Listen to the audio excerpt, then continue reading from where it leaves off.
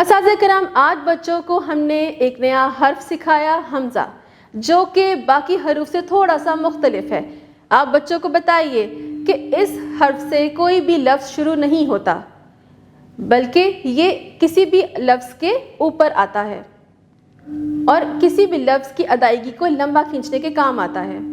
اپنے ارد گرد کی اشیاء کو بچوں کے سامنے رکھیے جس میں حمزہ آتا ہے، جیسے کہ چائے، گائے، رضائی، مٹھائی، اور اپنی جماعت میں بھی دیکھیے کہ لڑکے یا لڑکیوں کے ایسے کون سے نام ہیں جس میں حمزہ آتا ہے۔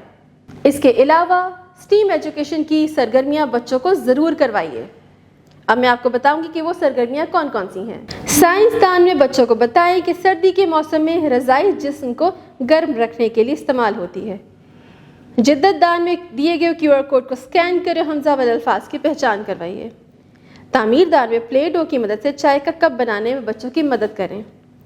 رنگ دان میں اگلے صفحے پر دیے گئے چائے کے خاکے میں رنگ بھروائیں۔ ریاضی دان میں بچوں سے پوچھیں کہ ہمارے پاؤں کی کتنی انگلیاں ہوتی ہیں۔ اس سے ان کو گنتی بھی آ جائے گی اور نئے نئے الفاظ بھی۔